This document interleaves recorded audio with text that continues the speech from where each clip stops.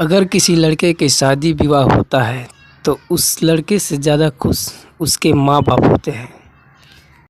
लेकिन वही औलाद शादी होने के बाद अपने माँ बाप से कुछ ऐसा व्यवहार करता है जिससे उसके जीवन की कहानी तुरंत उल्टा हो जाता है, सब कुछ बिगड़ जाता है। ऐसे ही सिवान का रहने वाला एक लड़का होता है जिसका नाम होता है रंजीत। उसके परिवार में उसके माता पिता और एक रंजीत रहता था, 3 लोग रहते थे परिवार में। रंजीत शादी की उम्र का हो चुका था और उसकी शादी तय हो जाती है और देखते ही देखते शादी के दिन आ जाता है करीब। और शादी के दिन रंजीत बहुत खुश होता है और उसके साथ साथ उससे कई गुना ज़्यादा उसके माता पिता खुश होते हैं। बहुत से रिश्तेदार भी आए थे, चारों तरफ खुशी का माहौल था। अच्छे से बारात सजती है और बारात जाता है और सुबह ही उधर से एक बहू लेकर बारात वापस आता है। रंजीत अपने दुल्हन को घर लेके आया तो अच्छे से स्वागत हुआ, पूरा विधि नियम पालन हुआ।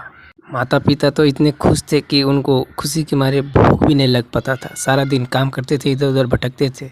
शाम हो जाता है और शाम का खाना जब तैयार हो जाता है तो वो रंजीत नाम का लड़का जो था वो खाना खा लेता है। उसके बाद अपनी पत्नी से कहता है, जो नई दुल्हन आई थी, उस दुल्हन का नाम होता है सीता। ये रंजीत अपनी दुल्हन सीता से कहता है कि तुम भी खाना खा लो। तो सीता कहती है, आपने खा लिया? तो रंजीत कहता है, हाँ मैंने खा लिया, तुम भी खा लो। तो सीता कहती है कि बाकी सब लोग खा लिए हैं क्या? तो रंजीत कहता है, अरे बाकी सब का तुम ठेका ले रखी हो क्या, तुम खाओ ना। फिर वो दुल्हन कहती है कि नहीं, कम से कम माँ बाप तो खा लें, सभी बच्चों को खाना चाहिए, मम्मी पापा कहाँ गए हैं? क्योंकि वो जो सीता नाम की लड़की थी, जो दुल्हन थी, वो एक अच्छे परिवार से थी, वो सबको इज्जत करना जानती थी।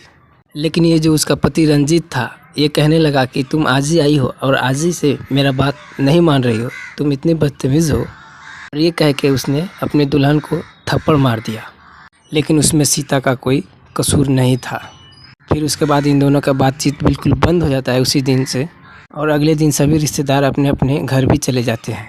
लेकिन 3 दिन तक इन दोनों के बात बिल्कुल बंद रहा, कुछ नहीं हुआ इन दोनों के बीच।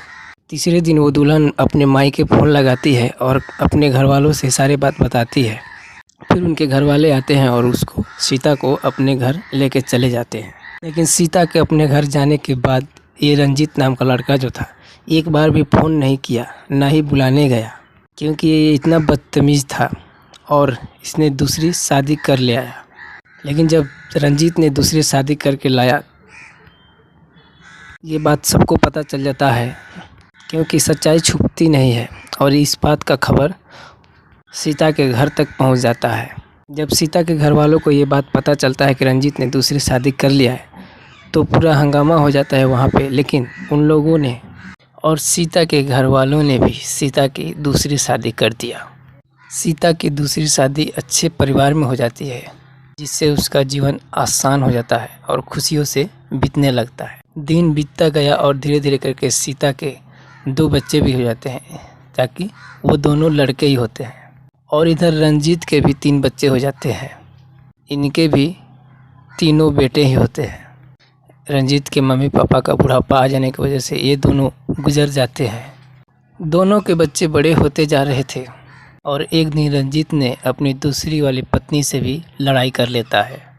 और ऐसे करके एक बार नहीं, शराब पीकर जब भी आता था रंजीत, तो अपनी फैमिली से लड़ाई करता था और बच्चे बड़े बड़े हो गए थे। फिर इनके बच्चे और इनकी पत्नी ने तंग होकर इनको घर से निकाल दिया।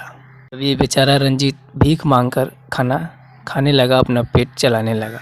और ये रंजीत पागलों की तरह घूमते फिरते मांगते मांगते किसी मंदिर में चला जाता है और वहीं पे अपना जगह बना लेता है। वहीं पे बैठ के मांगता था और वहीं पे खाता था और वहीं पे वही रहता था।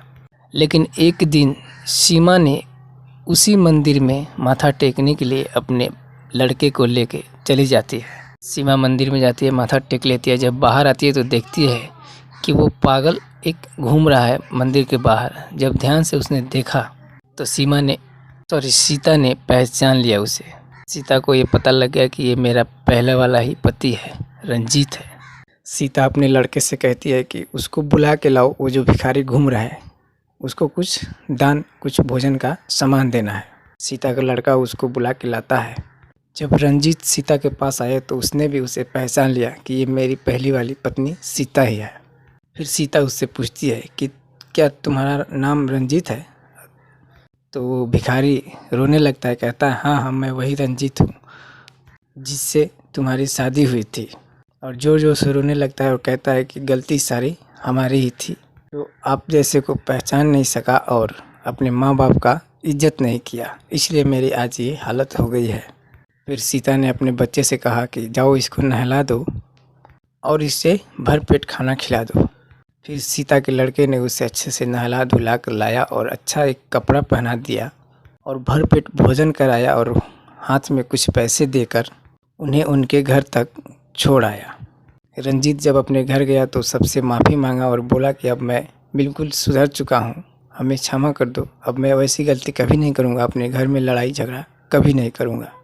इस कहानी से हमें यही पता चलता है कि हमें अपने माँ बाप का हमेशा कदर करना चाहिए, उनकी इज्जत करना चाहिए, उनका दिल दुखाना नहीं चाहिए। बाकी जितने लोग मेरे कहानी को सुन रहे हैं, मेरे चैनल पे आते हैं, भगवान उनके जीवन के सारे कष्ट दूर कर देना, यही मैं प्रार्थना करता हूँ भगवान से। बाकी दिल से धन्यवाद मेरे दोस्तों।